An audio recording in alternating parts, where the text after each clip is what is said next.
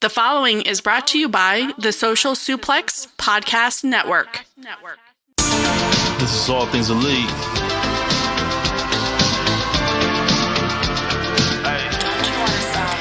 Welcome back to All Things Elite. Load up the 5-minute song when we speak. Rich right here, let me warm it up for Austin and Floyd. Couldn't be no one but the boys. When it come to All Things Elite from the fan perspective, swear man, it ain't no question. Hear from them first. Swear man, they putting in the work. No, they had to get me for the verse. Social Suplex Network zone. Hours at a time in your headphones. Austin and Floyd on the microphone. Backing out on the rant, getting in the zone. Pulling up the show, give it 7 stars, you already know. Who else could it be but the show with the proclivity for positivity? I'm gone.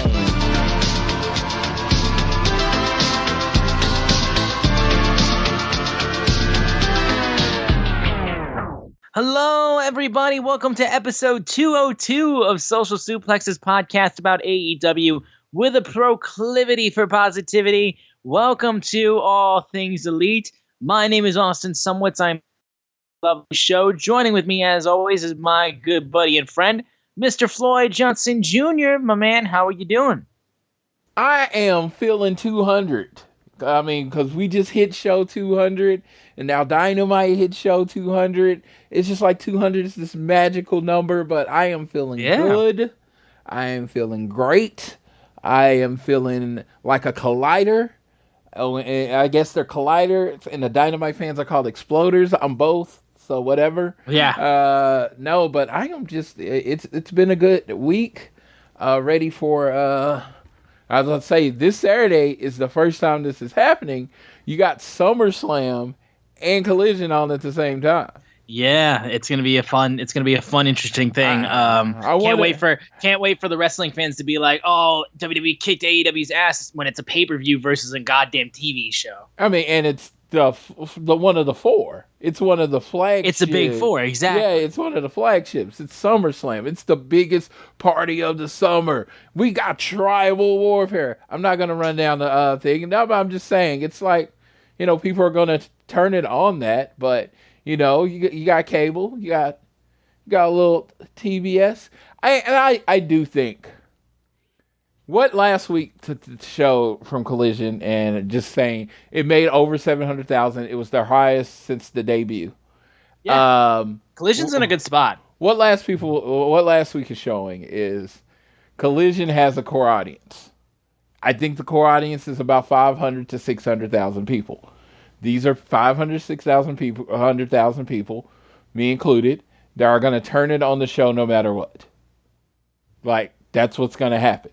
And then if it's a bigger show, you got 100 to 200,000 people to decide whether there's other stuff on TV, whether they want to go out that night, and I think it'll fluctuate. Now, this week with a free wrestling show on, in essence, well, Peacock, you got to have Peacock.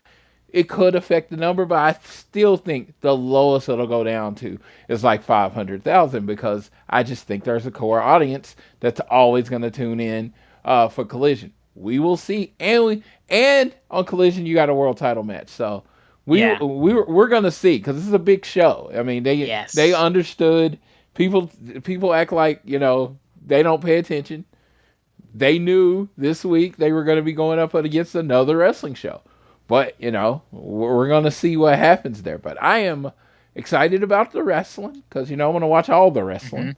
Mm-hmm. And I'm just looking up right now, dog. I'm just looking up at my LJN CM Punk figure that came in this week, and I'm just smiling because I know that my boy's going to get the job done. Yeah, I believe so, too. But, other than that, good stuff. Cody Rhodes put out a new red jacket. He put out the documentary. So if y'all haven't went on WWE Network and watched the documentary, AEW is brought up quite a bit in that documentary. Also, let's jump into that. Let's jump into this. Can I just comment on that too? Because goddamn Triple H, you beta, you absolute beta. I can't believe I'm even using that as an insult, but like, dog. The way that this, like, y'all got the permission from AEW to use, like, all-in footage and use Being the Elite footage. So, like, and it's blatantly mentioning the company. And Triple H still goes out here after they do the bit where Cody talks about him leaving AEW and takes the opportunity to take a pot shot, calling AEW a secondary company. Like, really, dude? Your pride and joy, your baby, NXT, went head-to-head on Wednesdays and lost 74 out of 75 weeks in the key demos of 18 to 49. And then you quietly had to tuck your tail between your legs and rock your way back over to Tuesdays, and then lost your position on NXT because Vince saw that and got pissy. And then NXT upgraded to 2.0 until they realized, wait, this is shit. And then Shawn Michaels started doing stuff. Don't even try that. Like, again, I get it. Like, taking your pot shots. I remember the Pissant Company comment that he made when Billy Gunn was at the Hall of Fame speech. And that was a funny comment. I will give you credit. But, like, dog. Like, the way that this man talks loser speak. Because I remember the interview he did, I think it was with Ariel Helwani, after they talked about NXT moving back to Tuesdays and them losing to AEW. And he said, great, you beat our developmental. Good for you. And I'm like, hang on a minute. Like, you're really going to talk like that? You're really going to talk like that? Triple H, shut up. Like, book your wrestling, run your show, do what you do, but shut up.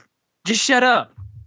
It's that simple. It was the most pissy comment I've ever seen. I probably took it way harder than you did, Floyd, but I was like, this man is such a fucking bitch. Like, shut up. You're great, you're amazing. Obviously, Triple H, the game, King of Kings, all that kind of stuff. We all respect you like that, but shut the fuck up. I will say this. I did not take it as harshly as you did.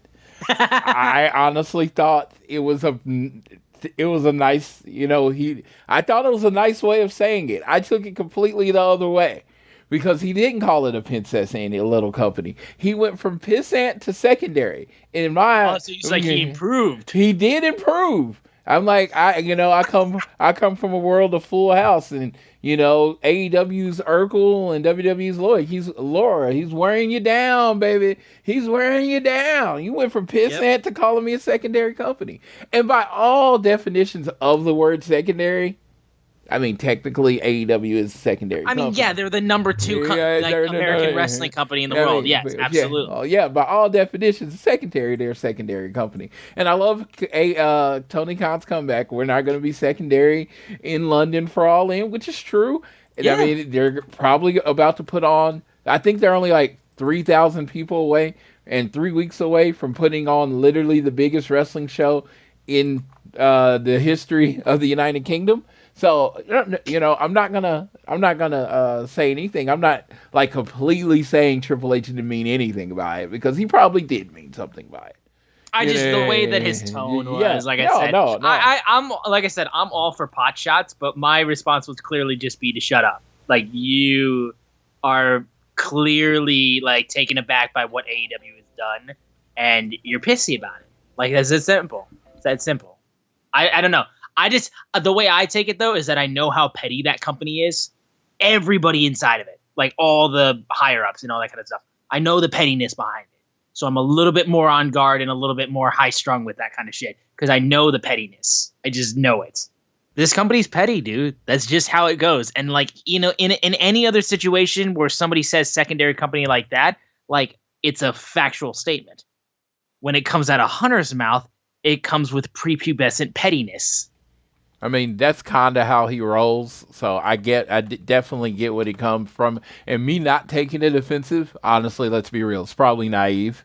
But look, man, I get it though, because he was a secondary champion. Yes, he was. He was a secondary champion. They literally just made a belt and gave it to him so he would be champion. No, but now he wasn't John Cena. Yeah, he wasn't John Cena. Yeah. But come on, who's John Cena? No one's. It wasn't The Rock or Stone Cold either. Yes. So that's fine. I love Hunter to death, honestly, but like, shut up. Yeah, it was so funny because everybody was just like very, very, very much yours was the consensus, and I just like, I mean, let's be real. I mean, Pepsi's the secondary company to Coke. Pepsi's still $1 billion company. You know what I mean? It's just like it's not that big a deal to me. It's like right. It's like oh, okay, that's cool. You know, you're second to the WWE. You're second to a company that had a 50-year head start. Yeah, Cool. That's pretty crazy how that worked out, though.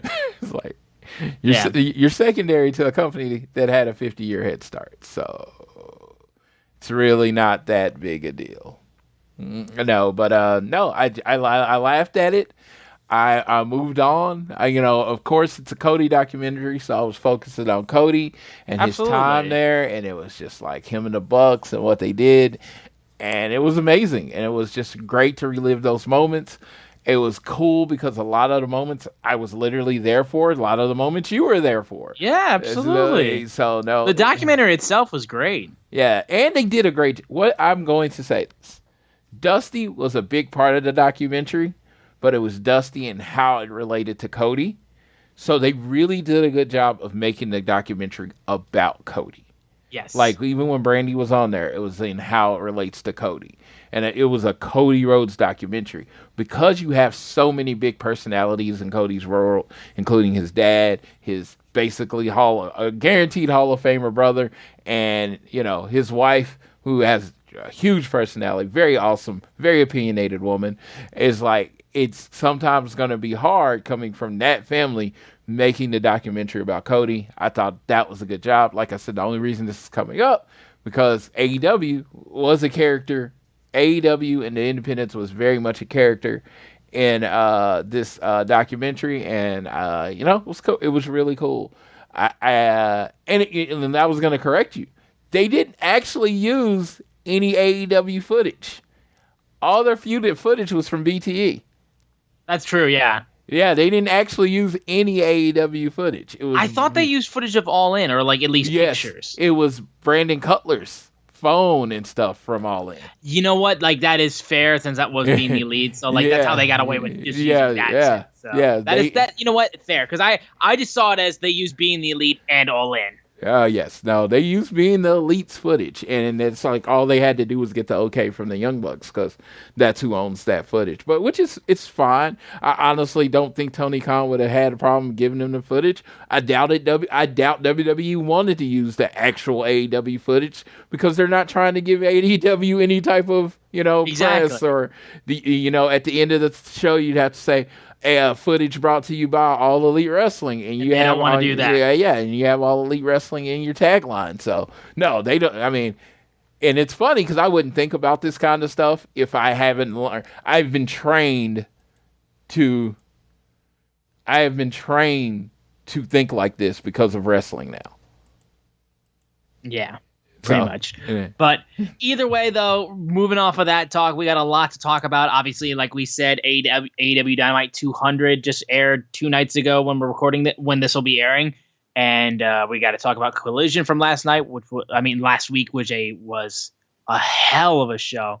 And we'll also mention some other big news from AEW related stuff. But before we get into this show, please continue, guys. We appreciate it when you download this fine show on Google or Apple Podcasts. And if you listen to us on Spotify or wherever you choose to listen to us, give us a share with your friends, family, coworkers, whoever you wish. And be sure to subscribe so you don't miss a single episode. And also be sure to leave ratings and reviews. They help out a ton. You can follow us on Twitter at ATElitePod. You can also follow at Social Suplex, who make this show possible and have a bunch of other outstanding shows on their network. Please go check all those out. I am at Austin Sumowitz, SZUMOWICZ, and Floyd is at Floyd Johnson Jr. on Twitter. And the news of the week is that All Elite Wrestling has locked up the Elite for the foreseeable future. The Young Bucks, Kenny Omega, Hangman Adam Page have all re-signed with AEW, so the Elite are staying Elite.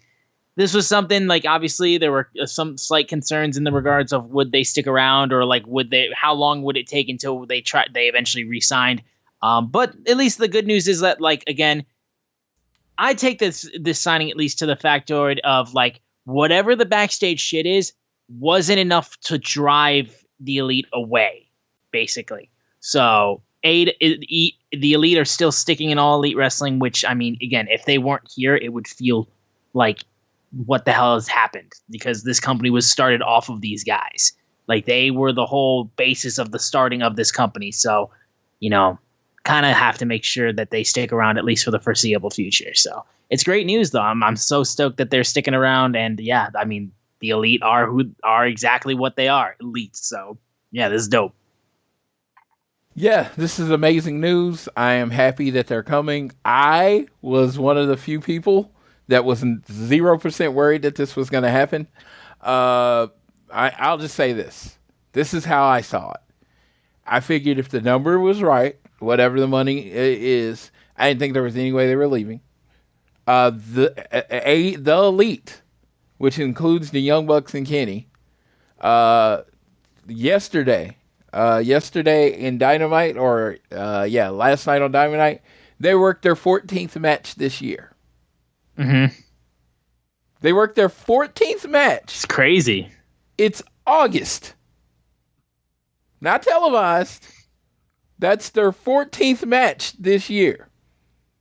They're getting paid full-time salaries and are executive vice president. I'm not saying they're not working backstage and not saying they're not helping book everything other stuff. But as far as actual wrestling, they worked their 14th match this year. Do you think they want to go to the WWE schedule? Yeah, exactly. I'm like, again, Cody's a different story. Cody was raised by WWE, right? Yeah. That schedule was a part of his life. And if you saw him in AEW, it seemed like he was working that schedule anyway. He was doing television appearances. He was doing TV shows. That man doesn't like to sit still. So I get it, right? He just went back to what he already knew. Young Bucks and Kenny Omega, I don't think they've run that WWE main roster schedule, and I'm not saying WWE wouldn't have made an offer. I'm not saying any of that. It's just saying logically. I'm thinking like a person that's working, right? Yeah. Right now, I work 6-7 days a week, depending on. And if somebody had said, hey, Floyd, come work for AEW, right? We're going to pay you the same amount you're making, but you're only going to work 4 days a week. Then I go to AEW. And they say, well, hey, come back here. You're going to go back to working 7 days a week and still make the same amount. I'm going to say, fuck you. I'm not going anywhere. And that's what I'm saying. I'm just using logic based on not knowing them at all. These are grown men. They have the reasons. It might even just been as simple as they built this. They want to ride it out. But I'm just like, logically, why would you go to the WWE schedule? Yeah. I said the same thing with FTR.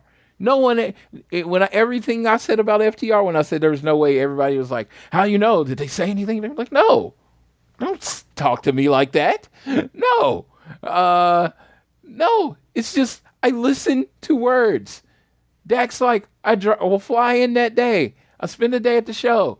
I'm literally on the first plane out. I love being at home. You know where he can't do that?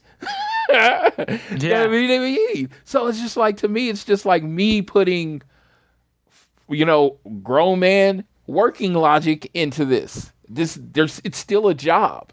Using job logic, why would you go for probably the same amount of money, go work somewhere, and then work more? Doesn't make a lot of sense. So I don't know. I think they had it pretty good there. Hangman's, all four of them are signed. It's a great time in All Elite Wrestling. I mean, now we don't have to hear about this for several more years. Yeah. And I mean, honestly, I don't know how many more years the Young Bucks want to wrestle. Like I said, I'm not speculating or anything. Yeah, sure. But I know that Kenny's even said that he's starting to run out of those big matches. Yeah, so shit, they might not even do full-time contracts the next time they get it. But we have them for the foreseeable future. There's some big matches to do there. Like I said, everything I said, I want to make sure everyone's clear. I am a fan that was speculating on what their thoughts could be. I don't know anything. I just wanted that to be known. And I'm not saying I own anything. I'm just over here speculating. It's just trying to put myself in the same position of another guy thinking about taking another job. So I am glad that E is in AEW. They are the heart and soul of AEW. Again, I always say, when I give the Elite shit, when I give Hangman shit, I hope everyone knows it is all in good fun. It's all in fun. But yes, I respect the fuck out of Young Bucks. where they could come from and what they do. I respect the fuck out of Kenny Omega and the Hangman. I think they have busted their ass to give my favorite promotion right now, which is AEW. So I'm glad they're back. Yeah. But now I'm really glad they're back because now they can get beat up by CMFTR. Exactly. So, regardless of the fact, yes, we're glad to hear that AEW is keeping the elite, the E in AEW. We'll move into this week in AEW. We'll start from Rampage. Basically, the only thing I want to comment on mostly was the Tag Team Battle Royal, which would give the winning team the chance to face whoever won in the Collision main event, which was the tag team title match between FTR and MJF and Adam Cole. The teams that were included were Angelo Parker and Matt Menard, Big Bill and Brian Cage, Brother Zay and Cage, Christopher Daniels and Matt Sydal, Jay Lethal and Satnam Singh, Jeff Hardy and Matt, like the Hardys, Luther and Serpentico, Butcher and the Blade. Only thing I would say, though, is there was maybe 3 teams in this Battle Royal that weren't actual tag teams. They just happened to be kind of just paired up together because they were in factions or storylines together.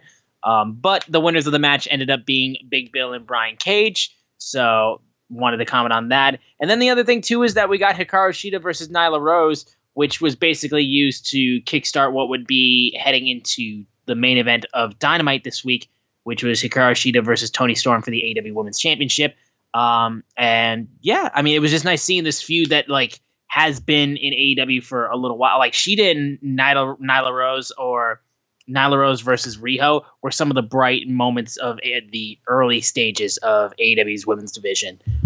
So just wanted to comment on that at least. Floyd, you got anything else you want to say about Rampage? Big Bill and Brian Cage is who I said I wanted to win. I thought it was going to be the Hardys. I was wrong, of course.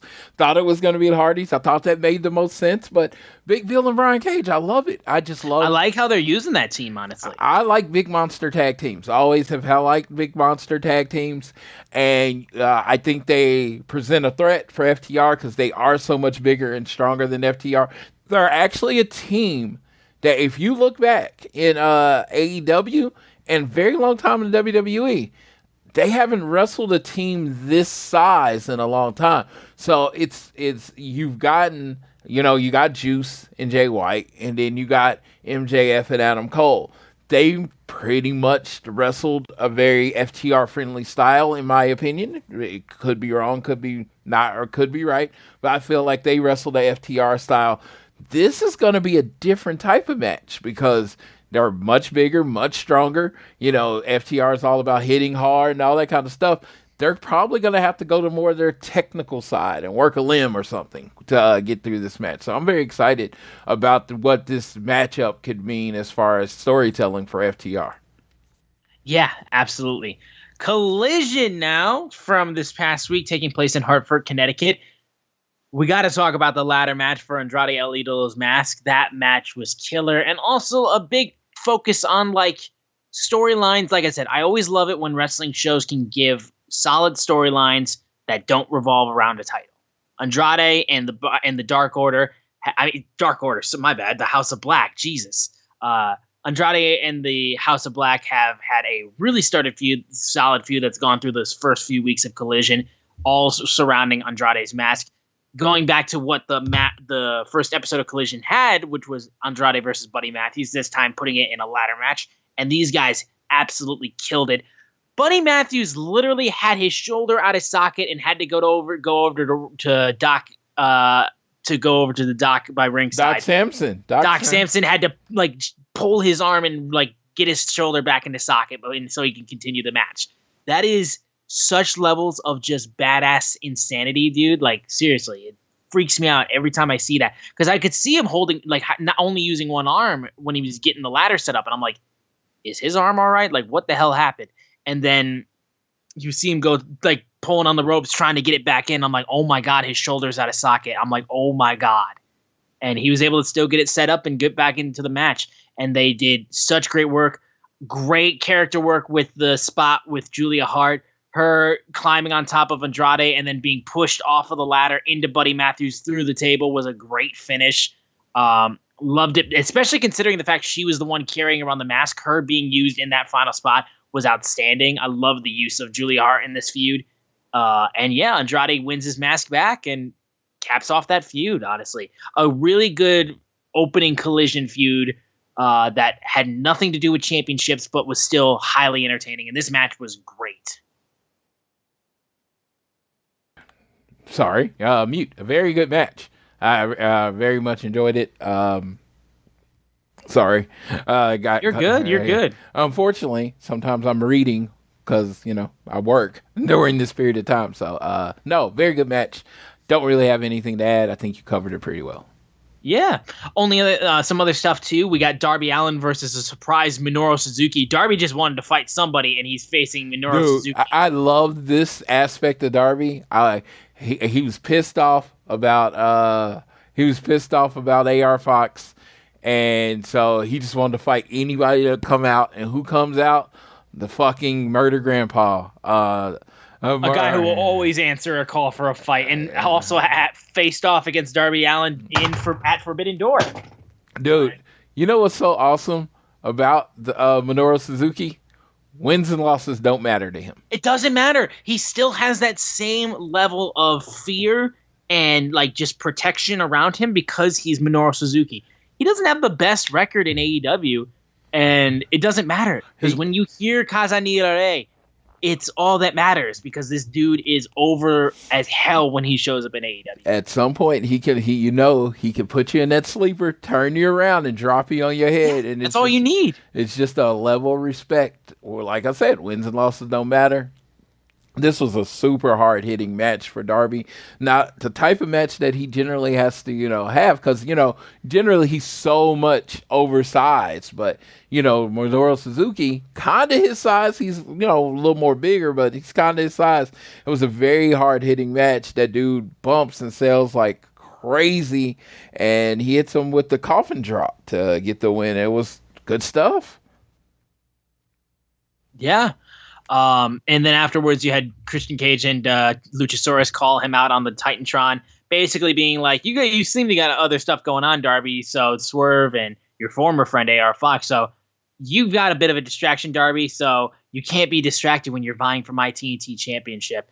And he basically said, you are no longer qualified. I'm going to send you back to the mall or the Hot Topic or wherever the hell you came from because you will never touch this championship as long as it's in my possession. So... nice little promo there, capping that off. I love his then our, then our, and then we. It's so good, and the way that he looks at him too as he does it, dude. It's so good. Yeah, and Luchasaurus is like, cool, I'm TNT champion. I don't care. I'm just a monster. I'm gonna fuck people up. It doesn't really matter. Do your thing, and it's just one of those things. I don't even know if Luchasaurus can promo, and I don't care. The dude has Christian as a mic. And you can't get better than that. He's the promo of the week every week sometimes. And he can give you whatever you need. And his shit-eating, sitting leash of a heel type of manager thing is really working right now. Yes. We'll pass over the Joe versus Gravity thing, which the only thing I would love was the fact that he did his classic move out of the way of the dive by doing Gravity's moonwalk, the slow motion walk on the moon, which was just funny. But we got to get to the Punk segment because we found out what was in the bag, and it was what we all thought it was. Basically being listen, first of all, he was like, no one seems to really want to talk about Wembley Stadium. Am I the first wrestler to mention that? Which is so funny how he brought that up because no one had booked a match for that show at this point. He's like, is CM Punk going to Mario, England to wrestle on the Wembley Stadium show? He's like, we might know by the end of the night, and it has a lot to do with what's in the bag. And he talked about Ricky Starks being like, you beat me twice, once in singles, once in tag team. He's like, I'm disappointed though because more pissed off for the tag match because I'm pissed off for Darby Allin. It's like, I can take the L. Can you take it knowing that you're just a cheater and you can only cheat to beat CM Punk? And he said, look, ladies and gentlemen, this is me not being nice anymore. The truth doesn't care if you're nice. Truth doesn't care if you're right and wrong. Right. And I'm the champion. As he pulls out the AEW World Championship saying, I am the real world champion. This title has my name on it, not because I deserve it, but because I earned it. Nobody has pinned me or submitted me for it. It's still covered in my blood from last September when I beat Jon Moxley for it. And since then, nobody's beaten me for it. It's got my name on it, my blood on it, and now it has my symbol on it as he pulls out spray paint, sprays an X over the center of the belt. Coincidentally, obviously, nice that AEW's logo ends with, like, in the middle has the E for the Elite, and that's exactly where the X sends over. Symmetry as well as symbolism, I would like to say about this moment. Symmetry and symbolism. And he says, this X has represented CM Punk since 1997, when I was born. Hope you feel old, motherfuckers.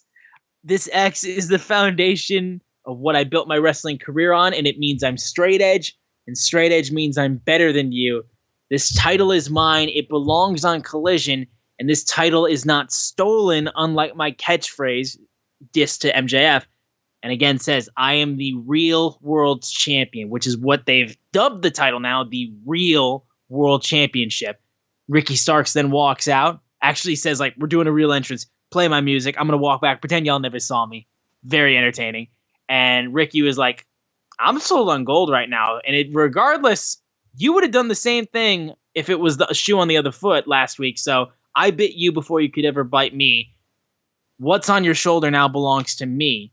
And Punk was like, are you the face of Collision, Ricky Starks, like you said? Or are you the face of cheating? Did you beat me twice, or did the referees beat me twice? He's like, I could have had Stevie Wonder as my ref, and I'd still beat you. And Ricky then proceeds to say, as Punk says, all right, I'm going to need extra eyeballs, though, if we're going to do this match for the title. I'm going to need a special guest referee. He's like, look, it's clear right now you don't have any friends around here. Let's call a spade a spade. So if you got to dig in your past, you got to get up Dave Prazak, you got to go up to Stanford to get somebody. Whoever it is, I don't care, because I can do it again. And Punk was like, okay, fine. I'm going to get a guest referee. It's someone from my past. And he lets Tony Schiavone announce it. The referee that is going to be included in this match, special guest enforcer, Ricky the Dragon Steamboat. And if you're a CM Punk fan, you know that Ricky the Dragon Steamboat has done some refereeing in CM Punk's very long lineage of Ring of Honor career. So him and Ricky Steamboat have a history. So it's going to be amazing to see him on Collision. And yeah. Let's be real about this. Let me say, Ricky Dragon Steamboat popped my old ass.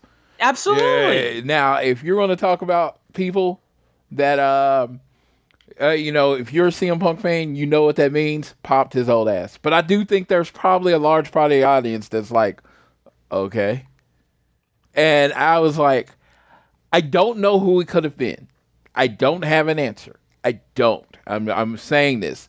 This is a critique with no suggestion for a way it could have been better. It feels like it would have been better if it would have been somebody from Ricky Starks' past, because he did it like a gotcha moment. And I don't feel like Ricky Steamboat is a gotcha for Ricky Starks. Not for Ricky Starks, basically just being like, look, I need somebody from my past. Yeah. And it was just, the gotcha was literally just the fact that they both have the same name. Yes. And I do like if you're Saturday morning, you grew up on Saturday morning wrestling, you're an old school WCW fan, Ricky Dragon Steamboat means a lot to you, having him in there. It's going to be in Crockett Country. That's where the show's going to be with Ricky Steamboat. All of that makes sense. It was just kind of like, there was a little moment like, oh, is Ricky Dragon Steamboat like Ricky Stark's real daddy or something? I didn't get it. I didn't get it, whether like why it was a thing and how it was dropped. Now, I felt like if you would have came back on the interview and it's like, oh, they got Ricky Dragon Steamboat, but it was just like how it was done. It felt like it should have been more of a gotcha, and it wasn't, and that kind of thing. Again, critique, because that's what I'm doing.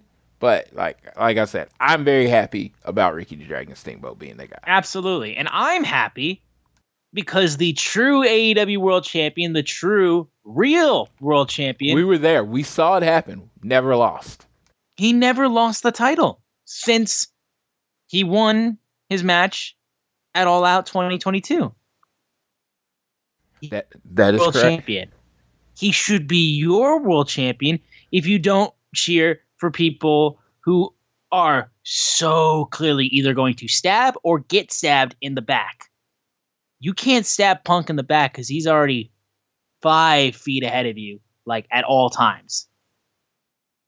That is the world champion of this company, and you will accept it, and you will, I won't say acknowledge it because somebody else has that, but regardless, we don't still catch seeing phrases. Punk with gold around it, Punk with gold around his shoulder or around his waist, that's the way things need to be around here, and it's going to stay like that. So yeah, us Pepsi people don't steal catchphrases. We don't do that. we don't do that. Nope. We're above that. We just win titles and then make you show respect to those who hold gold. We tell the truth in all things. CM Punk. Yes. On the other things too on this match, we had a pretty solid six-man tag match between Bullet Club Gold and Action Andretti, Darius Martin, and El Hijo del Vikingo. That was a damn good tag trios match. I love Juice's inclusion with the Guns entrance where he was just in the back, just like getting gassed up. Having, like I said, the Guns in Bullet Club Gold, the Bang Bang Gang, has been a really nice addition. And again, the more I can get Juice Robinson on AEW, the better. I love Juice. I love Jay White. I love this whole group. Like I said, dude, Bullet Club Gold has been such a great addition. Of course, El Hijo del Vikingo, Darius Andretti did a lot of high-flying stuff, but the Guns proceeded to hit the 310 to knock out the match. 310 to Yuma, sir. Yes, 310 to Yuma, Wow. yes. It's a movie, if you didn't know that. I did not know that, no. Yeah, it's an actual movie. It's a actually fairly new Western. It might have been a remake of an old Western. But the 310 to Yuma, boom! Because they're cowboys, like their daddy. Yeah. Yeah, and then also, we got to mention too, we saw a Mercedes Martinez match. I honestly was wondering where Mercedes Martinez had been. She got a victory over Kiera Hogan, and then as she was continuing to hold the hold on the submission hold, the Brass City Sleeper on Kiera Hogan, Chris Statlander runs up to break up the hold, and then that's when Martinez picks up the title and knocks out Chris Statlander with it. So we actually have a possible feud right here now for that TBS Championship, which I've said I'd like to see what the hell Chris Statlander's feud is going to be like for that. And I think having Mercedes Martinez in this feud is honestly all right. And then Willow Nightingale also chased off Martinez, which like led me to believe that, okay, we'll get that match down the line too. So. Yes, absolutely. I'm excited. I'm a big Mercedes Martinez fan. I think Chris Statlander needs some big challengers to put on some good matches for our TBS title. This is as good a challenger as any. You know, the whole idea, like when we talk about booking the women's division better, I do think stuff like this helps. But I would like Mercedes to win a couple more weeks in a row. Before she gets the title shot? Yeah, just to kind of build her up. Or just keep going after Chris Statlander and keep getting heat on her. Yeah, so, you know, maybe they have the match on Saturday, and then, you know, can we get the first women's time limit draw in history or whatever? I don't know. I just don't want it to be Chris Statlander wins and moves on. I mean, maybe they have someone else lined up, but I just feel like I think we need meteor, especially with Chris, we need meteor type of rivalries. We need some meat on that bone of the rivalry. Yeah, I can feel that for sure. I'm at least just happy that she's getting a rivalry. But main event, AEW World Tag Team Championship on the line. FTR defending against MJF and Adam Cole, baby. I mean, I'll just pass it off to Floyd, honestly. Okay. Now this match, I thought was a really good match, and I want to put some disclaimers as I go further into it. Is that this match was telling a story? The point of this match was to get to what was announced on Dynamite, and it was a story. So rather than just go on and put on a classically great technical wrestling match, there was a lot of hugging, you know, like double clothesline, trying to do the double clothesline. There was a lot more playing to the crowd. You know what I mean? Yes. So I thought this was it's funny. It's funny. It's like, and I'm not even saying this in defense of FTR. I'm not saying it in defense of anybody because they're grown men. They don't need me to defend them. But when you come off what people call the greatest American tag team match in television history, the next match isn't going to hit that. You know what I mean? Yeah. It's like a quarterback throwing for 500 yards, and then he throws for 350 the next game. It's like, oh, you didn't throw for 500. Well, yeah, 350 is still a fucking good game. And I thought this was a really good match. Again, I always thought that Adam Cole and MJF were a perfect, like they wrestle a style that's very similar to FTR, and there was going to be some chemistry there early on with Max basically working face, hitting the headlock takeover, and then the looks, and then there's that moment where him and Dax, and I don't like this like came off as the most real moment I see in wrestling. It was like when he slapped Dax and then Cash ran in to fight him, and then they all just got in and then started fighting. That came off very organic. I don't know if you remember that section, but it came off very organic. Yeah, I do. Like Cash really got pissed, and in this moment, it caught me, and I got lost in the moment, and I was like, "Oh shit, MJF started something." And honestly, I felt like that's where the match started. Like everything else was kind of warming up to that, and that's where the match started. Then we got a classic tag team match. I love FTR playing into the double clothesline. I thought there was two ways you could do it, and I didn't mention the second way last week. There was two ways you could do it in this match. You could go with, hit the double clothesline, and then like Dax and Cash just fucking no-sell it completely and kick out at like one and give you the middle finger like you're not going to beat me with the double clothesline. I thought that was the one way to go. That is the way I wanted it to go. But the other way that you can go is they treated the double clothesline like the deadliest finisher in wrestling history. Oh my God, they avoided the double clothesline like the plague. They did all the time. Yeah, like the plague. You would have thought it was the doomsday device or something, or the 3D, because they avoided it like it was the plague. Because Adam Cole and MJF, every time they were going to hit it, they said, double clothesline, and then every time, and then Dax pulled Cash out of the ring on one, and then it was just like this big thing, and in the end, it was this moment, and of course, the end moment was a storytelling moment. They were setting Adam Cole up for the Shatter Machine. MJF pushes Adam Cole out of the way, and it takes that Shatter Machine for Adam Cole. Then in the hubbub, I believe it was Cash. I honestly can't remember. I believe Cash rolled up MJF. Is that how that works? Let me make sure I got that right. Actually, because I know you have the guy. It was actually Dax rolling up him. Dax rolled up MJF or Adam Cole. Yeah, Dax rolled up. Dax rolled up MJF. MJF took the pin. I'm just saying, where's Dax's title shot? I'm just throwing that out there. That's Dax what I'm saying. the world champion. We've seen Dax in singles matches. Yeah, Dax pinned the world champion. I mean, that's literally the whole thing for the SummerSlam build right now. Is that Jey Uso pinned Roman in a tag team match? Dax pins MJF.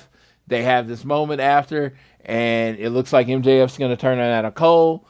Adam Cole turns around. MJF gives him a hug, and it was just this big spot and everything. And, FTR walks off as you're still AEW Tag Team Champions, which is, I'm very happy right now because they're getting the title run they should have got the first time. Their first time was a very short title run. They won it at they won it at All Out, lost it at Full Gear. I believe it's the shortest title run in AEW right now, history. Mm-hmm. And it's just, I love that they're getting to put on what they do, and that's great tag team wrestling, But Adam Cole, MJF, they told a perfect story. I always talk about how MJF's a phenom. Adam Cole's not a phenom. Adam Cole is 20 years of hard fucking work that knows how to do this on another level. Their work together. I'm talking about when they wrestled. I'm talking about the singing, the dancing, all the stuff that goes in is perfect. This is 100% a WWE storyline, and they're doing a WWE storyline better than anything I've seen on WWE in quite a while. I mean, yeah, I got to give the credit where credit's due, other than the Bloodline. Pretty much, yeah. Yeah. So no, I really enjoyed this match. Like I said, but I wanted to be, I always try to be honest. Was this a 5-7 star FTR match? No, it was a really, really good. It was really good. It was a really good wrestling match. And again, the story going into it was absolutely surrounding Adam Cole and MJF, which is the hottest thing in AEW currently right now. I'm not afraid to say that. And that was so I'll talk at least about the moments after the match where after FTR won. They shook hands with Adam Cole, and then MJF was sitting in the corner like, I blew it. I lost us the match, man.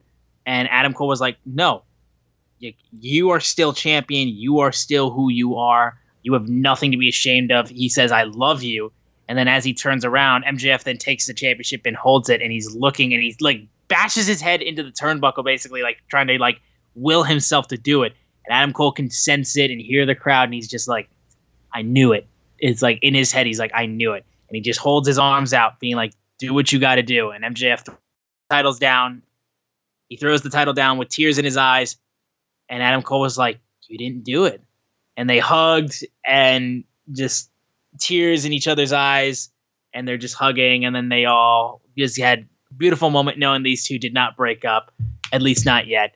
And yeah, it was a great moment to close out the show. An I will say it was a really damn good collision that had a lot of build going into it, and I thought it was really fucking good. And again, that I will comment at least on my thoughts on the match. Like I said, wasn't 5-star FTR, but it was a damn good main event tag team title match. And from a company, I will say, where tag team the tag team wrestling scene was the best part about the company, it slid a little bit, I will say. And there was some injuries that definitely played a part into it too. But the tag division took a bit of a hit a little bit, I would say. But FTR and Adam Cole and MJF, that right there is, even as it wasn't the best of the best that we've seen when it comes to FTR on AEW, just shows again why tag team wrestling has always been like one of the biggest feathers in AEW's cap. This is what this company has done so well.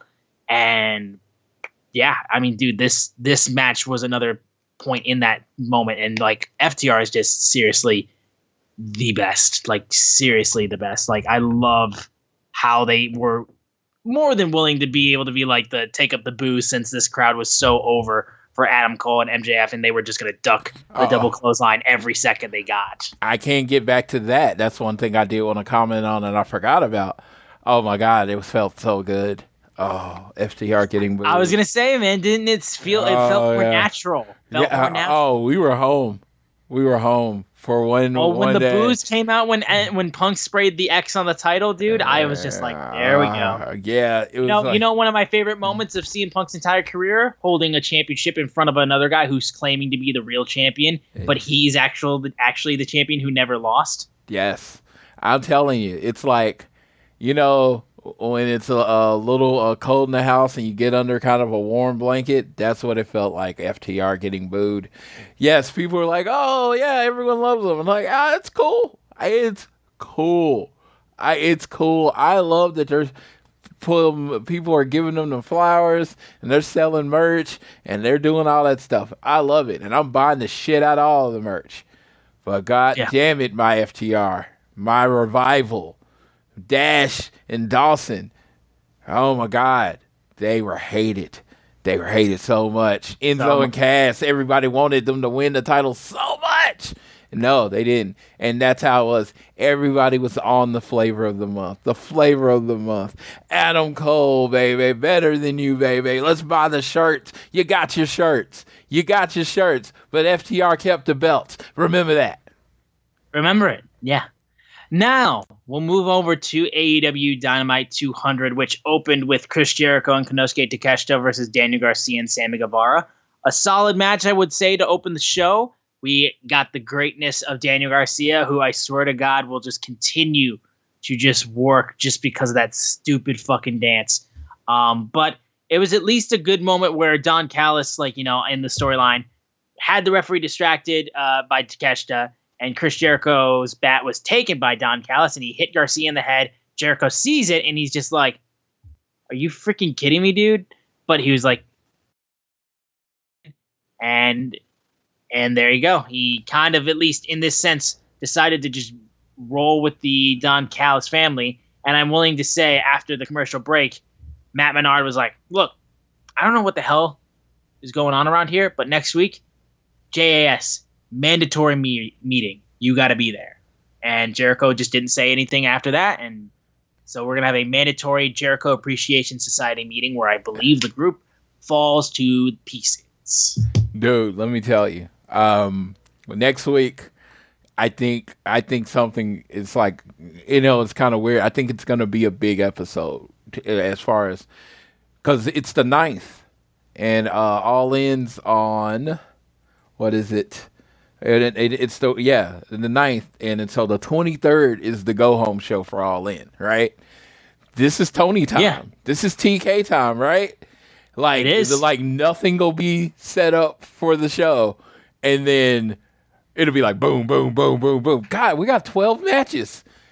Yeah, the 9th is TK time, so I think something's big is gonna happen with this group. I have my thoughts and theories. But I think something big is going to happen with the group, and I'm looking forward to next week when it happens. I'm looking forward to it as well. We move over to, after a little highlight package of the best moments of the last 200 episodes of Dynamite, which I loved.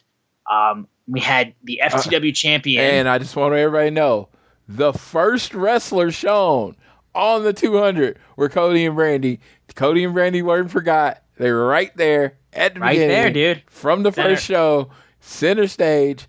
Yep. Oh my God. Because I saw some people, because it was quick, and I saw some people get on the internet and like, oh, they didn't show Cody and Brandy. We're like, yes, they did. They were the first picture.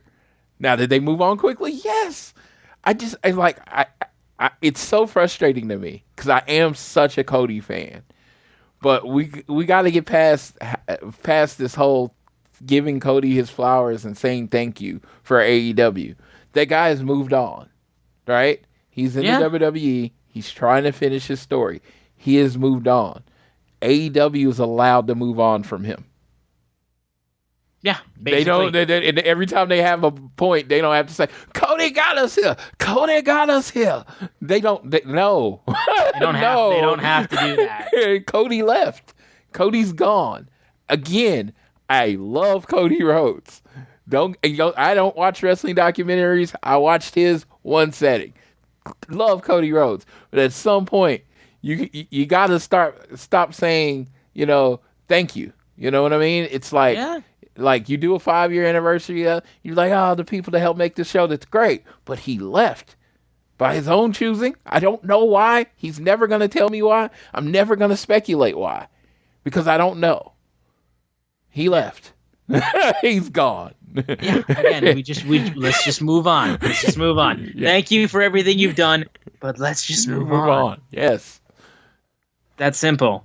So, anyways, we move on and we talk about FTW champion Jack Perry coming in the ring, and he comes out and just says, brings out Jerry Lynn, and as Jerry Lynn gets brought out, he said, look, you don't run the show around here, and as much as I'd like to make an example out of you, I wouldn't, because that would be nothing more than child abuse. And look, there's not a doctor alive that would let me return to this ring. So I still know a friend of mine who happened to wrestle in ECW who also still wrestles today. So he says, what do you say, Jungle? And out comes RVD, Rob Van Dam. Who did Floyd say it was going to be?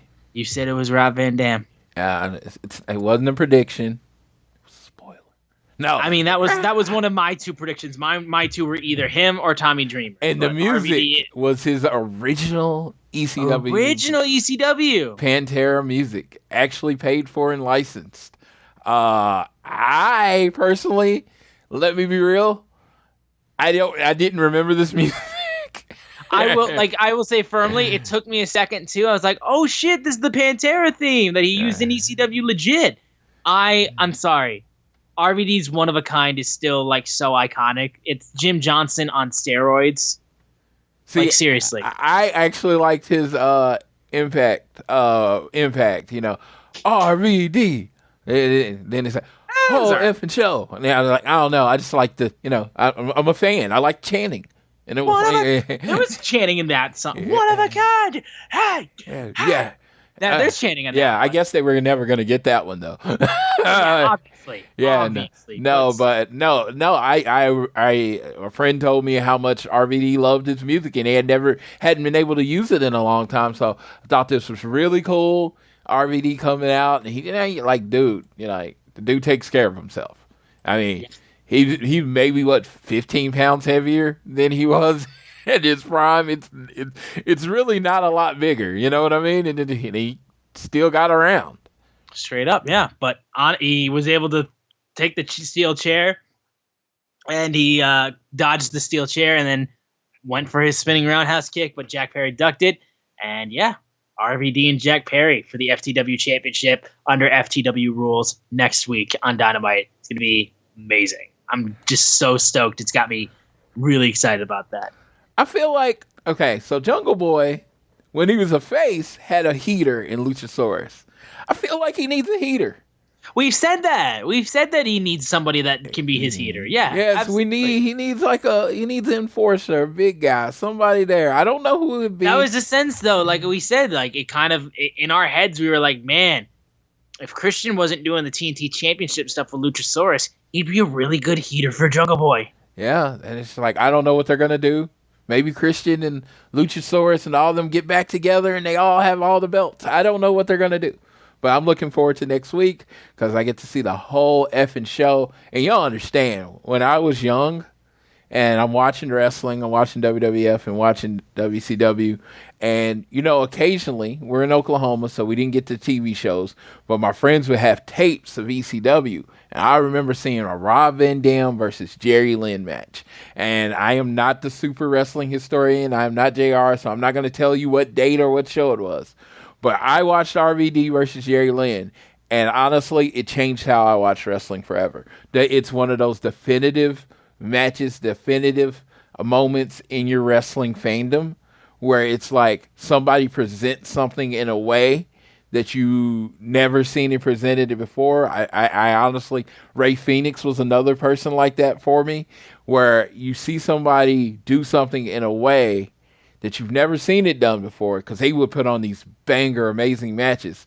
And then you're like, okay, that's the only way I want to see it ever done again. And Jerry Lynn and RVD were that. And it's like, the only reason, like, I've met Jerry Lynn, the only reason I'll say it is because I am not the wrestling historian. I couldn't tell you if it was Barely Legal 95. I'm just throwing shit out there. I don't even know if there was a Barely Legal 95. I don't know what show it is, but I remember just watching the tape of RVD and Jerry Lynn, watching the match, immediately watching it again and being like, that's professional wrestling. That is the beauty, that is the art that I love so much. So seeing RVD come back, I think it should be fun. I love the whole, it feels like every wrestling company in history since ECW has done some kind of ECW thing. It was AEW's turn. Yeah, it was AEW's turn. Now, moving on, though, we had an anything goes match between Jon Moxley versus Penta versus Trent Beretta. God, I was rooting for Trent so hard in this match, dude. You couldn't even believe it. And he got cracked open the back of his head, too, during this match. Moxley immediately going for a barbed wire 2x4 and splitting the head open of Trent Beretta. This match was like just vicious, crazy, bloody. Trent getting a cutter onto thumbtacks from Moxley, and then Penta hitting a Gotch style, getting hit by a Gotch style pile driver by Moxley through on thumbtacks, just absolutely beating the hell out of each other in this match. Trent also kneed Moxley and was like gassing himself up during the whole thing too. And as the paradigm shift was hit by Moxley and Penta, like he said, Trent came in, kneed Mox out of the ring, and then proceeded to pin Penta to win the match. And Moxley, not too happy about that, how he did all the work and lost the match, chokes out Trent as Claudio and Wheeler Yuta come out. And then as they come down from the crowd, they get intercepted by Chuck Taylor and Orange Cassidy. And then Trent also jumps off the top of the rope onto the BCC. And as they start going onto it, they just keep fighting. And look, Chuck Taylor goes like, this didn't accomplish a damn thing. So we're going to end this Friday night on Rampage. Meet us in Daly's place. Meet us in the parking lot. So we're getting another parking lot brawl from the Best Friends. And like, listen, like that era of pandemic era wrestling, the parking lot brawl was one of the like top tier stuff between the Best Friends and Proud and Powerful. Like that match is still highly regarded for AEW. And we're getting another one, and it's going to feature the BCC and the Best Friends. Like perfect team to also be included in this match too. I'm stoked. If Stu doesn't show up, I'm going to be pissed. Oh, I feel like the Blackpool Combat Club has become the AEW definitive no rules match, guys. You need a no rules match, you call the Blackpool Combat Club. Yeah, if Sue doesn't show up, dude, I'm going to be fucking pissed. She has to be there. She has to drop them off. Maybe she hands Trent a weapon. I don't know. That's going to be amazing. Something, dude. No, Sue has to be there. If Sue's not there, just scrap the whole thing. Literally, if Sue doesn't drive them, I'm going to be watching Rampage. If Sue does not drive them to the fight, I'm just going to turn it off. There's no point for me to watch. No point for me to watch it. I need my Sue in my life. She's the AEW mom, and Sue dropping off her best friends to basically fight two maniacs is kind of crazy. This is gonna be very, very bloody, very, very violent, very, very well done. This is kind of becoming the staple of the Blackpool Combat Club. They don't want to wrestle you. They want to fight you. Yes. We then moved on to at MJF's amazing promo, basically getting really emotional, having a heart-to-heart conversation with the crowd. And, some of you remember I have attention deficit disorder, which got an ADD chant from the crowd, which was hysterical. And he said, look, this disorder came with a litany of other disorders linked to it. One was rejection-sensitive disorder, which basically being his brain isn't structured to regulate rejection-based emotions or behaviors, which makes life really difficult for him. And life would have been difficult without RSD. And he talked about how he's been bullied, cheated, lied to, battered, beaten up, brought up the quarters incident, the pick it up Jew boy thing that he mentioned in that promo related to CM Punk last year. And he talked all the time, like, listen, in my instance of trying to avoid stabbing everyone in the back, avoiding to be stabbed myself, he realized, like, I was protecting myself and I ended up becoming one of them. And I made myself a scumbag, and it's easy. Making people hate me is easy, but being vulnerable and open is hard. And he's like, you know what? I'm not scared anymore because of each and every one of you. You taught me that you do care about Max. You've got sympathy for the devil. I'm not going to change overnight. I'm still a scumbag, but I'm ready to be your scumbag. Buy the t-shirt. And then he brings out Adam Cole, calls him his best friends, one of the best humans in the world. They chant for Adam Cole, and he's like, Adam's like, you continue to impress me every day, but you are already at such a young age one of the best professional wrestlers in the world, but it's the man that you're becoming that is amazing. But you're not alone, dude. It's like, I was a jerk because I thought it's what I had to do to be successful, and I was scared. He said, you are becoming the man you need to be, and I'm incredibly proud of you, and these people love you and adore you, and they know deep down there's a good heart and a good guy in you. And MJF made the promise after our match against FTR, win, lose, or draw, you get a shot at the Triple B. And you don't deserve a match. You don't deserve just any match. You deserve the match. Wembley Stadium, main event, All In. And there it is. The first match announced for All In Wembley Stadium. And it's the main event match. And it's the hottest thing in AEW right now. It is. So, and I mean, that's what you want to be, and it's funny. Because I saw this online, and I'm not going with the petty thing. It's like Adam Cole went from joke to everybody's like, oh, he's going to manage someone on the WWE roster to literally main eventing a WrestleMania type crowd. Again, like I said, he was literally going to be paired with Keith Lee as his manager, and now he's going to main event Wembley Stadium with MJF. Like, it's insane. It's absolutely insane. And it's a hot storyline. It's like the thing in AEW right now. So it's like it wasn't like, oh, we're not just giving it to you to stick it. It's like you've earned it. The work that MJF and Adam Cole have done making this storyline work, which, a lot of people are like, oh, he's going to turn. And it's like, it has everybody on the edge of the seat wondering when is it going to turn, not just when. Well, so much so, too, that they're going back and looking at the old footage of when he turned on Roderick Strong in NXT, the fist on the back in the hug, being like, that's the motion for stabbing in the back. And you got backstage Roderick Strong flipping out. And then you had Matt Taven and Mike Bennett show up too, being like, that's Adam Cole, forgetting about his real friends always. But yeah, this entire feud is this entire just storyline has been outstanding. It deserves to main event All In. It's got me so excited for that pay-per-view, and excited to see what transpires before All In and how this match evolves in the storyline before we actually get to the bell. Yeah, absolutely. I mean, the match is going to be a banger, but that's secondary to who's going to screw who.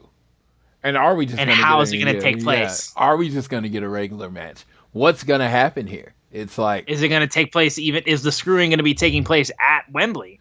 Is Roderick Strong in the Kingdom going to play into it at all? I mean, there's so many questions that they've opened up, so many doors, so many ways they can do. And it's like, oh, we got two friends fighting for the world title at All In. It's going to be great. It's going to be amazing. We had a trios match between the Elite and Jay Lethal, Jeff Jarrett, and Satnam Singh. I would basically see this as just a match to get the Elite on television just so they could be like, we've re-signed. But also the only other thing, too, that was great about it was it was a very comedy Elite fun match where Matt Jackson was calling out and he wanted to get Satnam Singh in the ring, and he gets in, he stares down at him, and he gets terrified. And his brother's in, and he looks to tag Nick and Kenny Omega in. They just walk down the ramp. They just walk down the steps, and they're like, nope, I'm not tagging us in for this. The Jeff Jarrett's guitar nearly got used, and then Kenny Omega takes it and knocks Jeff Jarrett down and starts playing fake guitar over top of him, which was hysterical. And then that's when he hits the one-winged angel on Jay Lethal, wins the match. It was a fun match, but it was clearly just a fun goof-off Elite match. And then it finished with Hangman coming out basically saying, we are here, and we have re-signed, and here's to the next 200. And it was like, whether it's Dynamite, Ring of Honor, Rampage, heck, even Collision, boo, y'all suck. You're going to be seeing more of us, and love that. So, again, it's that simple. The backstage shit clearly wasn't that severe if they were willing to re-sign. And that's all I'm saying. I wish they would have just announced it on the show and then did the press release.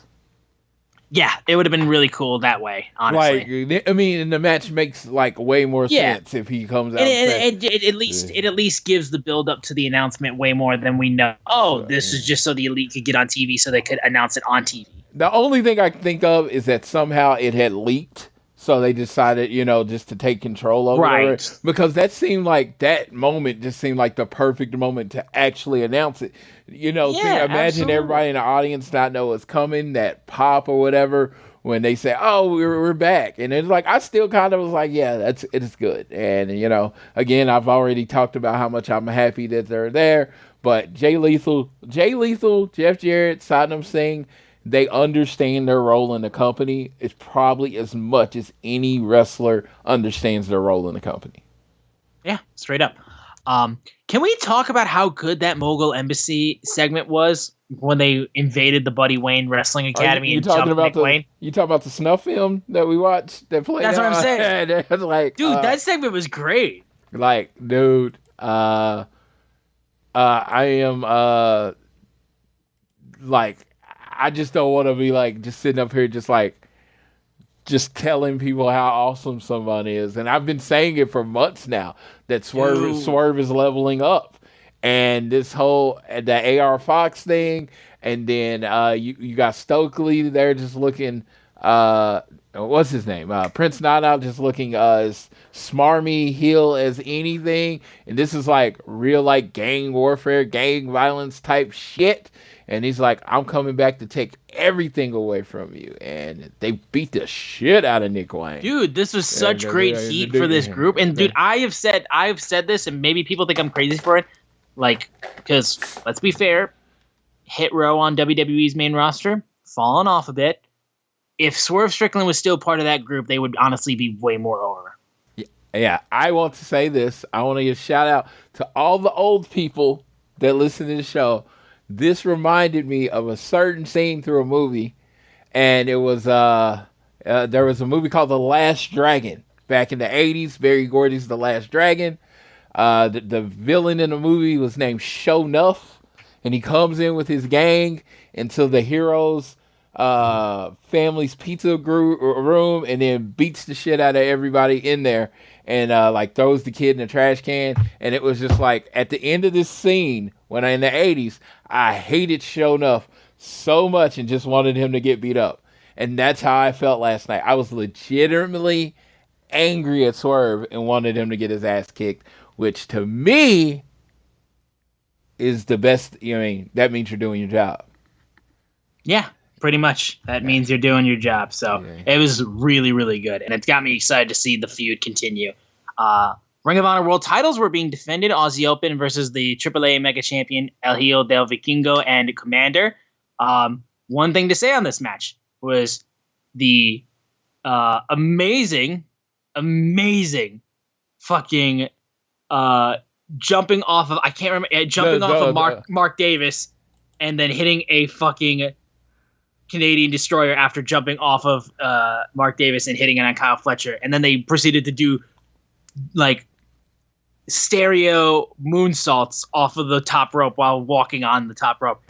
Those two are insane. All the luchadors in AEW have been nuts, but Vikingo and Commander, what the fuck? That is insane. So there's this thing that you probably didn't even know this happened in the match. No one probably noticed. Only reason I noticed is because Will fucking Ospreay, one of the generation's best wrestlers, retweeted on something. So Vikingo goes in for what looks like it's going to be a Tilt-A-World Slam.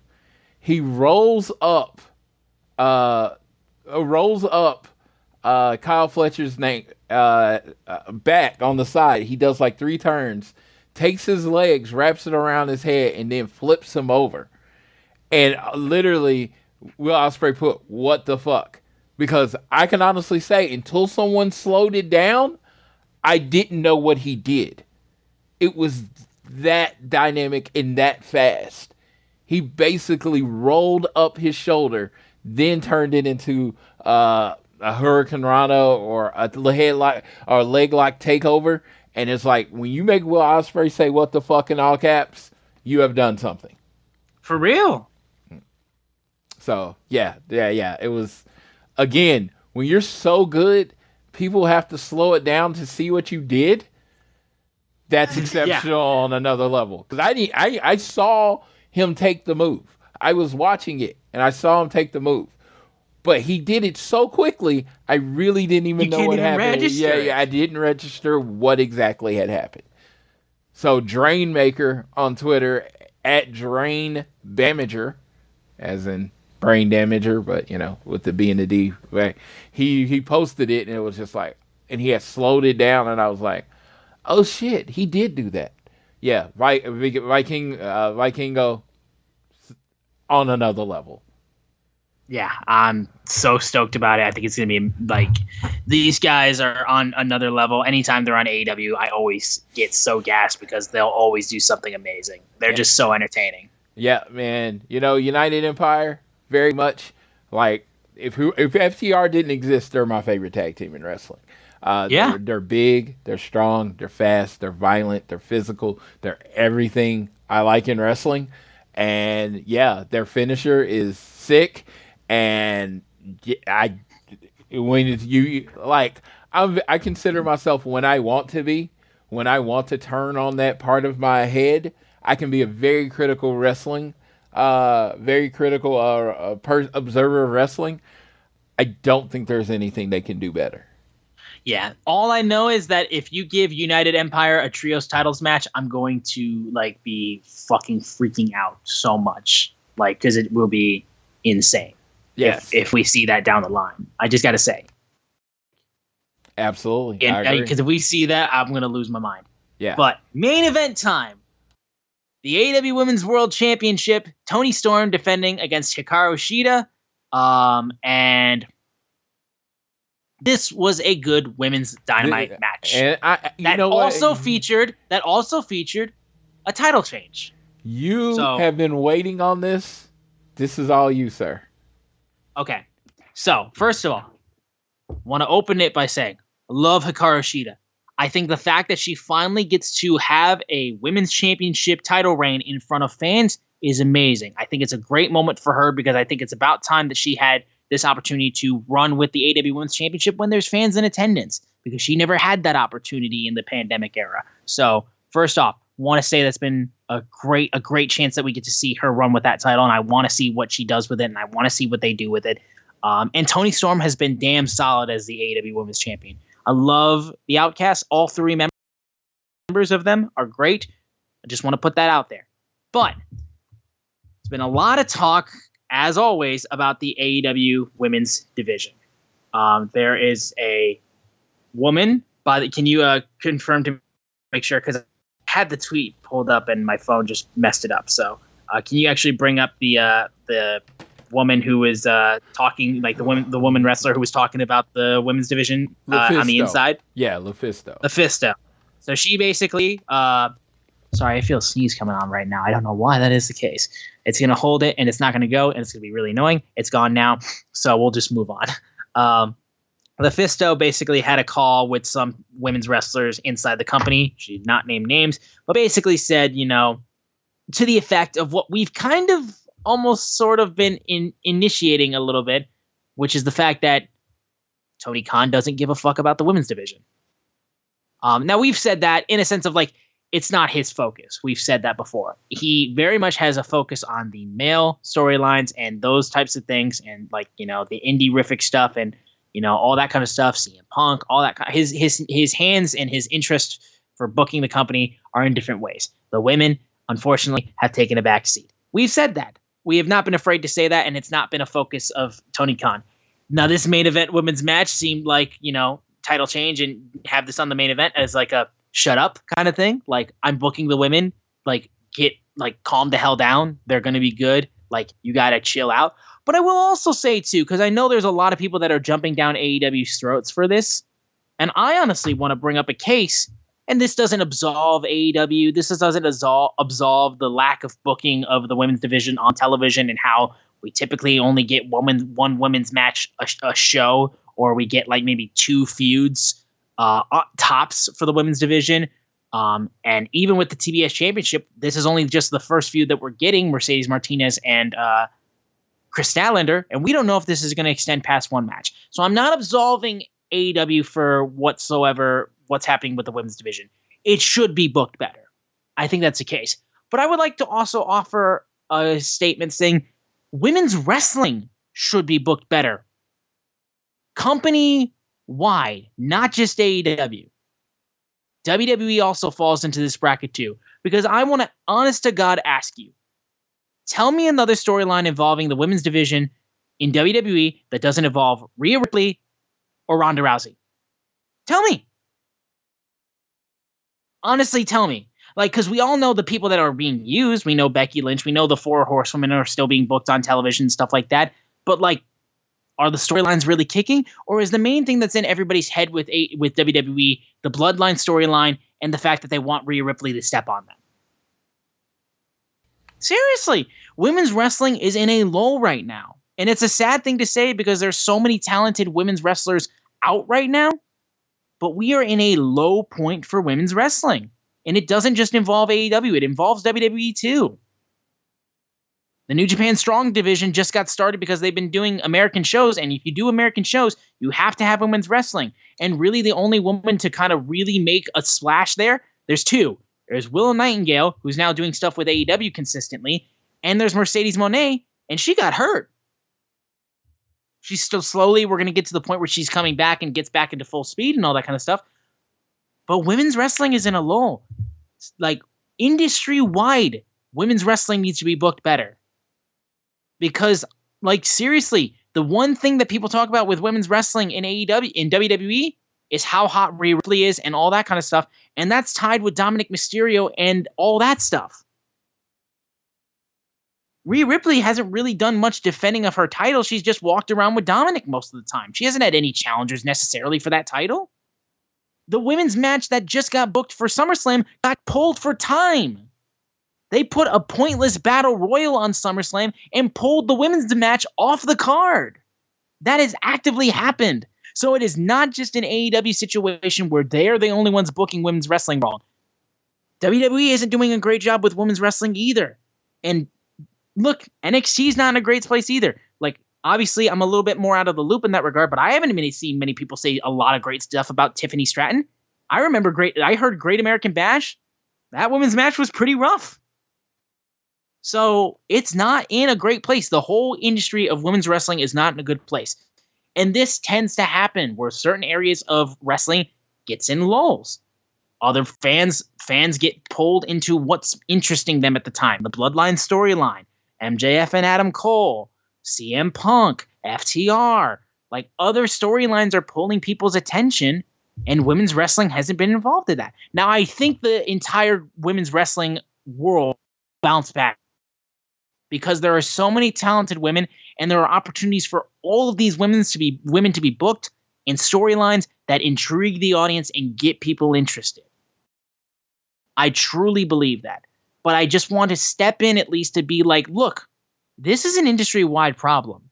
This needs to be fixed across the board.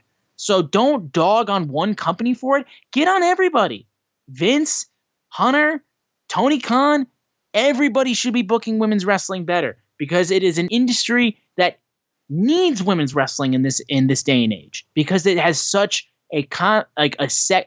there is a huge opportunity to connect with fans, and women's wrestling has always been something in the last 15 plus years that has needed to be better. And in the mid 2010s, it got so good. But we've hit a lull. So that is the only statement I want to add. I hope the Hikaru Shida AEW World Championship run, where she finally gets to have a title reign in front of fans, I hope that leaves opportunities for lots of great matches. I hope that Chris Statlander's TBS title run, where she's going to be facing Mercedes Martinez, I hope that possibly blossoms into a storyline. I hope the Outcasts have stuff to do after Toni Storm lost the title, because the Outcasts are still amazing. And in regards to the Twitter stuff too, again, like I said, the bringing up of the ratings, like, hey, you guys aren't getting ratings and all that kind of stuff, like, I think it's an opportunity for the girls to really step up and do stuff, because there are so many talented women on the roster. You know what doesn't need to happen? Having meetings where you just shoot on Thunder Rosa. I get people don't like Thunder Rosa, but how does this accomplish anything? Honestly. Even if Thunder Rosa is a awful, toxic woman, even if that's the case, how does this help anything? You're just sitting around shooting on her and just talking shit.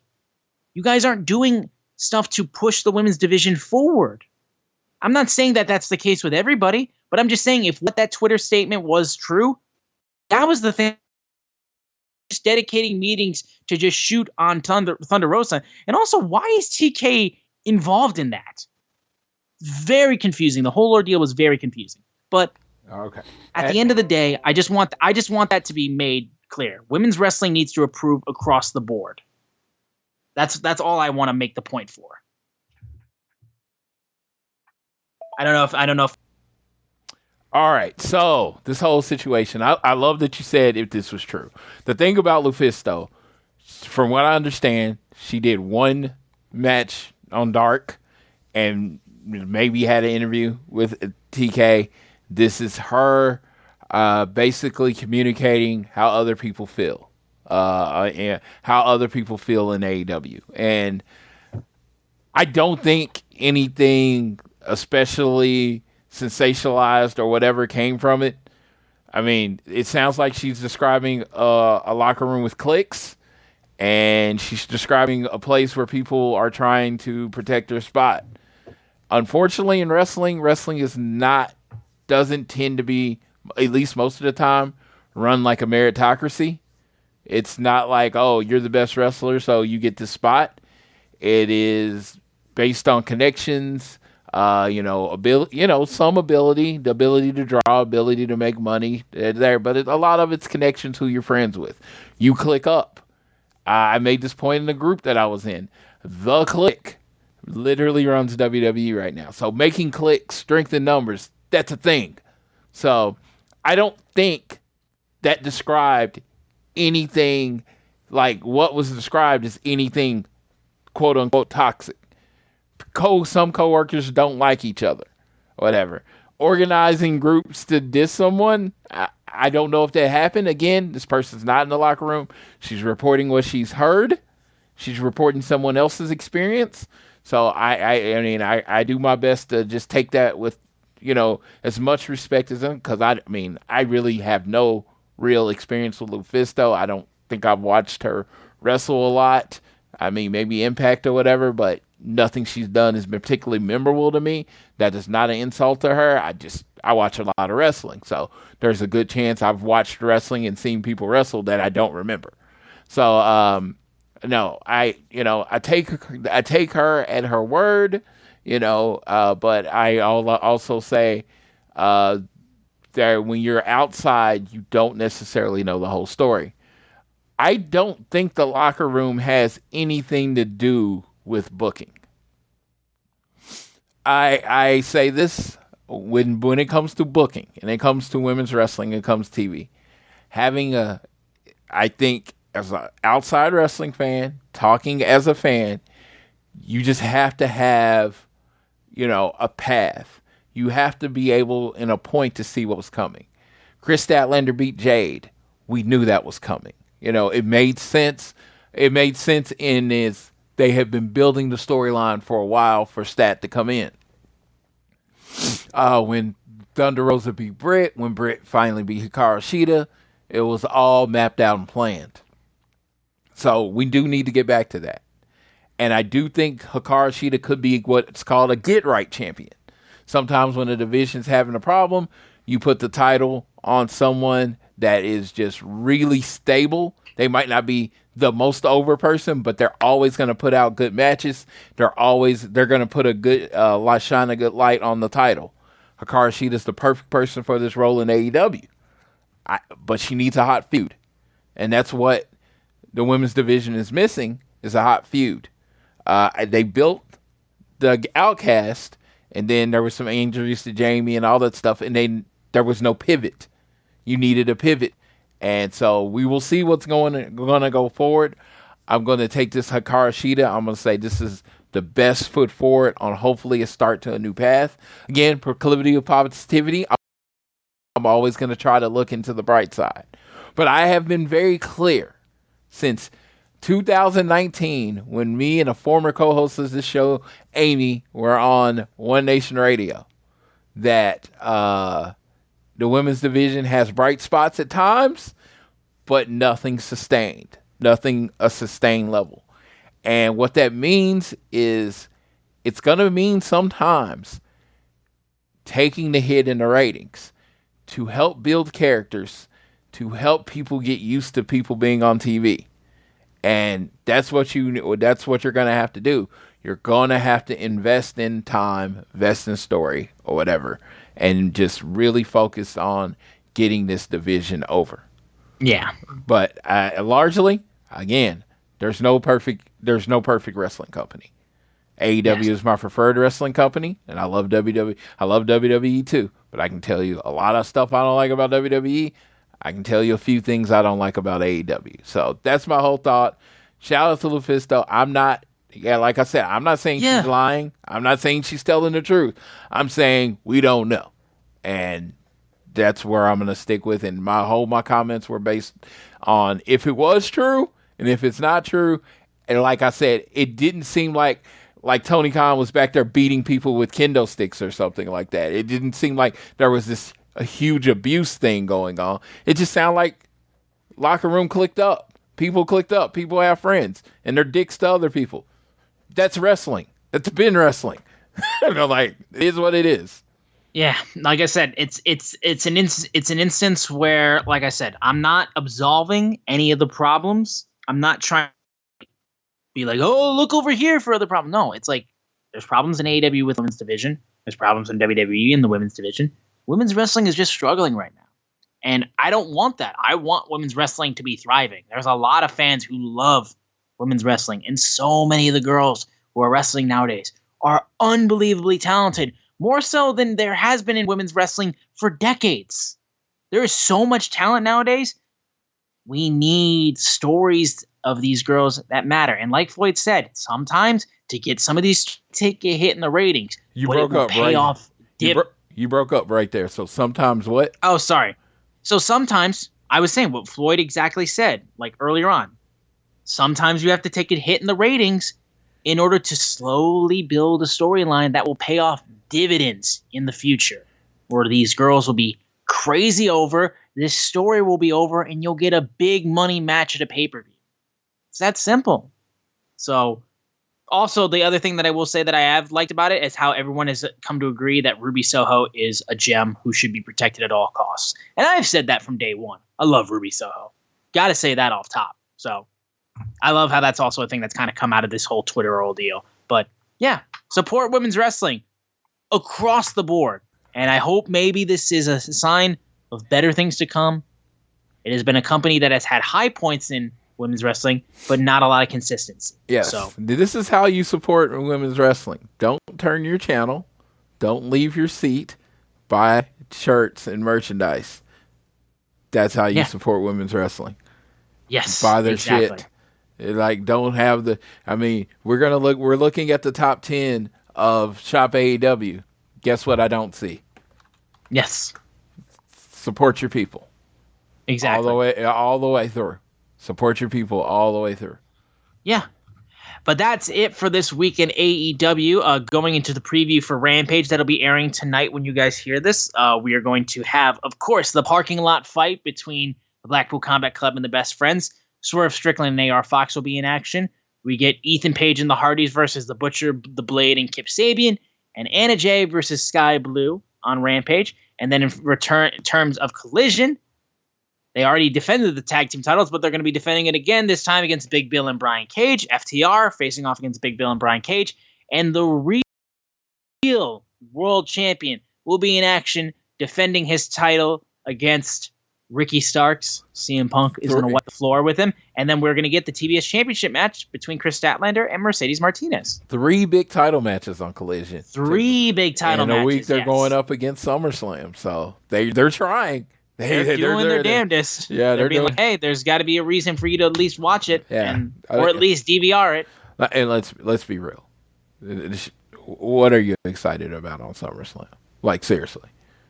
Jay and Roman and maybe Cody Brock. Yeah. But how excited can you be for Cody Brock again? Yeah, and there's no fact that it's in Detroit. Shout out to all my Detroit peeps. I hope you have an amazing time at the show. Detroit needs more wrestling shows like this, please. There's no stip in Cody and Brock. It's just there is none. Yeah, it's just a match. That's terrible. It's terrible. It's honestly, like I said, yeah, it is a kind of crazy book SummerSlam, I will say, for the most part. The match I'm looking forward to the most, Drew versus Gunther. I'm not a huge Gunther fan, but I am a fan of big meaty men slapping meat, and pretty much can't get too much bigger than those gentlemen right there, so that should be fun.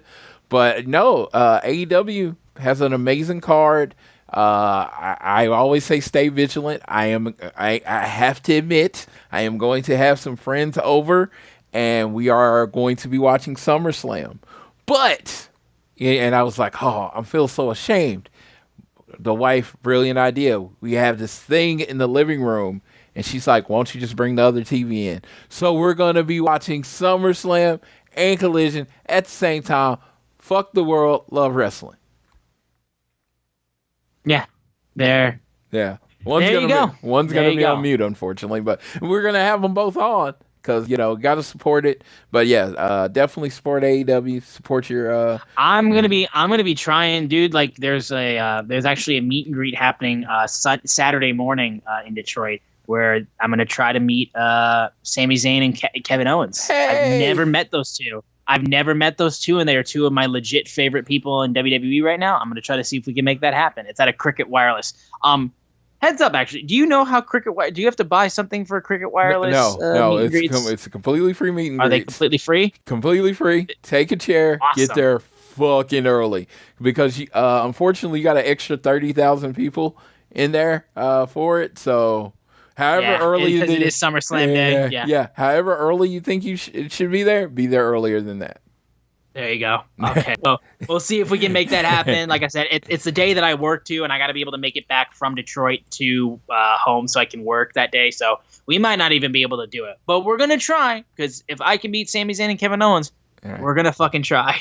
Dude, do a task rabbit and pay a guy just to stand in line for you. There you go. There you go. I've always thought about doing that, but I just like being in lines. I got in a big discussion very quickly. I'm going to get through this very quick. Big discussion with my friends. They were talking about how much they hate lines, and I said, the line in wrestling, and you might have heard me say this on the show, is the heartbeat of wrestling fandom to me. I have met so many of my friends. I've met so many different opinions, so many different things in line. That, it's the basis of if you want to know, because if you're standing in line for hours to meet someone, you're a hardcore wrestling fan. Or are you at least friends with a hardcore wrestling fan that you're willing to stand in line with? So getting to hear all those different opinions is always what I've always liked. It's how I form different opinions on what's working and what's not working. So, yeah, I'm a line stander. I know everybody hates lines, but I am a very big line stander. It's what I do. So, but yeah, I met JR in the line. One of my closest friends in the world. Met him in the line. So, yeah, we'll see if I can make that happen. But we don't really have any other news or headlines or anything like that. So I think this will close it out, though, for this episode of All Things Elite. Guys, thank you so much for tuning in. We really do appreciate it. If you enjoy the show, continue to download it on Google or Apple Podcasts. And if you listen to us on Spotify, wherever you choose to listen to us, give us a share with your friends, family, coworkers, whoever you wish. And also subscribe so you don't miss an episode, and leave a rating and a review. All of that helps out the show tremendously. You can follow us on Twitter, not X. I will never call that. Elon Musk is a fucking middle-aged child. Anyways, you can follow us at AT Elite Pod. You can also follow at Social Suplex, who make this show possible. Please check out all the other shows they have on their network. I am at Austin Sumowitz, SZUMOWICZ. Floyd is at Floyd Johnson Jr. on Twitter. And I will leave it off to him so he can take us home for this episode of All Things Elite. As usual, I'd like to thank everybody that has taken a moment to listen to the show, download it, share it with your friends. I appreciate you all. Shout out. I got some messages on Twitter that we were tagged in. I'm going to go through and get those replied to a little later today. I appreciate all of you for interacting with us. Definitely love that. And we're August. We're 21 days. 21 days from when I leave for All In. I am excited. I am super nervous, and it's going to be amazing. I got my new shoes. I showed them with Austin. They are my CMFTR ones, as I like to call them. And I'm very excited about wearing them. Actually, and showing the boys if they're doing a fan fest or whatever. But yeah, to each of y'all, take care of each other. We're in that dog days of summer. It's hot. Everybody gets a little cranky. I mean, turn the AC up. Go over your friend's house, turn the AC up. Make sure you're staying hydrated, because all those things affect your mood. But I'm going to leave you like I always leave you. Whether it is home, whether it is work, whether it's all the kids returning back to school, always do your best to be elite.